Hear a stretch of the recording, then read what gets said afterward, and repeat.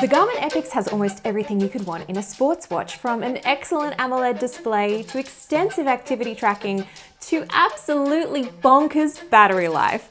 I've been wearing the Epix for the past month, so let's get into exactly what makes this smartwatch so good, as long as you can stomach that price. The best way to think about the Epix Gen 2 is like Garmin's high-end sports watch, the Fenix 7, except it's got a much nicer screen. In this long-term review, I'm going to be diving into all of the main features and functionality and my experience with them over the past month. You can jump straight ahead to particular sections with the time codes provided in the description below, as well as a link to the full text review if you want to dive into even more detail. And of course, down there too, links to the latest pricing and availability, because that's the big one with this watch we have to talk about straight off the bat. It starts at $900 US, which is admittedly a lot of money for not just a smartwatch, but a high-end sports watch as well. So is it worth it? Let's dive in. The key feature that sets the Epix apart is that 1.3-inch AMOLED display. It's bright and clear, really easy to see in broad daylight, so your workout stats are front and center, and the resolution is high enough so you can see maps and navigation with a level of detail that you probably haven't been able to see on, say, other Garmin watches that have a transflective display. It's just so nice to look at, and it really elevates the look and feel of this watch. In particular, I love the always-on display on this watch. Now, if you're coming from other smartwatches that are a little bit less expensive than the Epix, say like an Apple Watch, a Galaxy Watch, you'll know that always-on displays with AMOLED screens don't necessarily correlate to long battery life, maybe like a maximum of 2 days if you're lucky. We'll talk about battery life specifics in that particular section when we get to it, but spoiler alert, you're gonna get almost a week with always on with this in real world testing, and that's incredible. You navigate the watch by using buttons, the touchscreen, or a combination of the two. And when you start a workout, by default, the setting is to turn the touchscreen off to avoid any accidental presses. I love the customization options on this watch. There is just so much to adjust, from the first-party watch faces that have multitudes of complications. You can put almost anything you want stats-wise on your wrist, to workout options. And when you're doing, say, a run, you only want to have certain metrics appear on your watch face, you can adjust absolutely everything you want. Let's talk about size, because this watch is a chonker. Now, you've probably been seeing footage of the watch on my wrist and probably thinking to yourself, either secretly or not so secretly, look, Lexi, that looks a little bit big on you. I'm not going to lie, I agree with you. While this watch does not feel too heavy to wear for me with smaller wrists during, say, a workout or every day, I think it does look a little bit too big. And that's because it's only in 147mm size. If you have larger wrists, I don't think this is going to be a problem at all.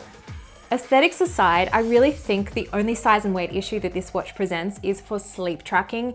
I'm a particularly active sleeper, very animated, shall I say, as I snooze. And I'm just genuinely concerned that I am going to knock my teeth out with this watch because the construction is so solid. Buyer beware. Now, there are so many workout types and activity tracking options on the Epix that it can almost feel overwhelming for, say, a more casual athlete like me. Now, I've mostly been sticking to the more, I guess, standard workout types like running, walking, cycling, and yoga, for example, but there is extensive functionality here for surfers, for golfers, and for skiers in particular. I've written a little bit more detail about what those modes entail in the review in the description below, so go check that out if you're interested in a little bit more detail than I can go into in the video here. I found that the heart rate sensor accuracy was good for cardio-based exercises, say like running, walking, and cycling in particular. I tested it against a dedicated chest strap, which is considered the gold standard in consumer heart rate tracking. Now, I would say that if you're doing activities and wanting to make sure your heart rate sensor data is as accurate as possible, you'll need to tighten this watch a little bit just because it is so large, or at least it just is on me. Your mileage will of course vary depending on your wrist size. I did find that I had to tighten it probably one notch more than I would if I was wearing it just regular everyday use as a smartwatch, just because of the size, to ensure that it wasn't wobbling around too much during my workouts. GPS on the Epix is solid. I compared it to a control phone and I was impressed with the results. I also found that the GPS locked on super quickly as soon as I started an outdoor workout. There's also a new real-time stamina feature, kind of like a fuel tank to give you an idea of how far you can run or ride so you don't burn out. Although I think it's most useful for endurance runners, I didn't find it was that helpful doing a shorter workout. Like the Venue 2 series, the Epix also has animated workouts that show you what muscles that you should be targeting for specific exercises. Other features from Garmin watches that are brought over to the Epix also include the body battery. Now this is kind of like an indicator to tell you if you should do that workout or take it easy that day based on variables like your heart rate variability and overall stress and activity levels. You also get VO2 max that takes into account things like altitude as well, which is kind of nice. And you get blood oxygen tracking and monitoring. You can either do this as a spot reading or throughout the day and night during your sleep.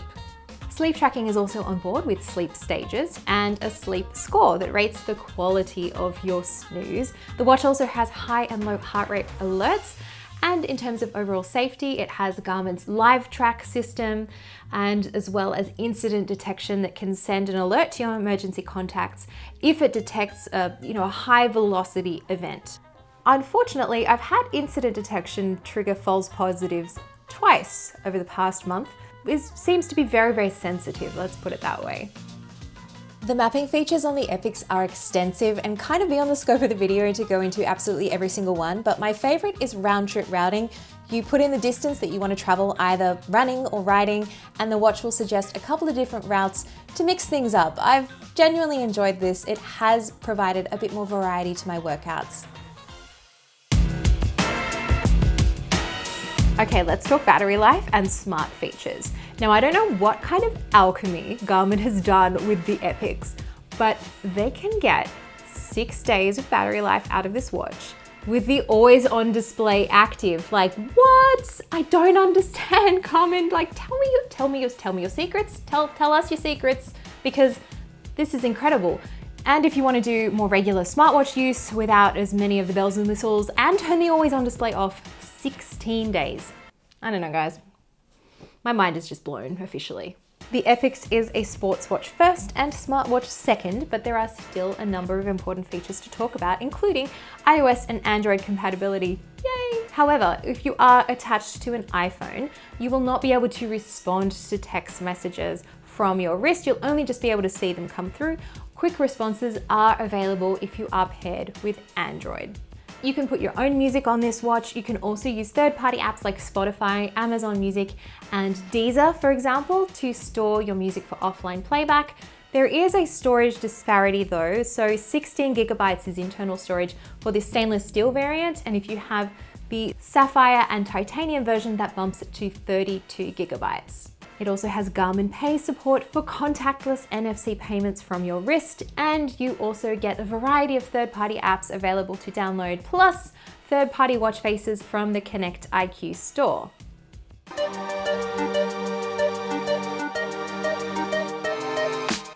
Okay, so what's missing? Now, for a $900 watch, you'd think it has got everything and the kitchen sink. Alas, that is not the case. Now, caveats here. If you're only looking for a really fully fledged fitness and sports watch, you will do no wrong with the Epix. You might not need any of these other things that I'm talking about. The first is an ECG or electrocardiogram app. There's also no speaker and microphone. Now, the Venue 2 Plus from Garmin does have that if you're looking for more smart features and smart functionality. And to be fair, that's probably the watch line that I would expect an ECG to be introduced in first. I would like to take a quick call from my wrist as long as my phone is in reach. And if my phone isn't in reach, I would also love to have LTE or cellular connectivity for staying in touch when I am out doing a workout. Say if I don't want to take my phone on a run, because this watch is heavy. Again, would love to see it. It would detract from battery life, I'm sure, but for $900, I really wish it had that too. So there you have it, my month with the Epix 2. There's so much to love about this watch. That glorious screen, that durable construction, round trip route support, mapping, all of the extra bells and whistles that you get for activity tracking, which is incredible. Then there's the not so good things. Price is pretty much the main one, and missing features that other smartwatches have for half the price. So I'm genuinely torn. I think this is Garmin's best watch for fitness enthusiasts 100%, and I would choose this over the Fenix 7 line, full stop. But again, I would probably wait for the sale. Thanks so much for watching. I hope this was helpful for you in working out if the Epix 2 is going to be the right fit for you. As always, you can leave me comments down below with any questions that you have, any comparisons that you'd like to see. If you like the video, it would mean the world to me if you could give it a thumbs up, because it means I can keep doing smartwatch videos for you, as well as click that subscribe button to stay up to date with lots more from CNET. I'll catch you later.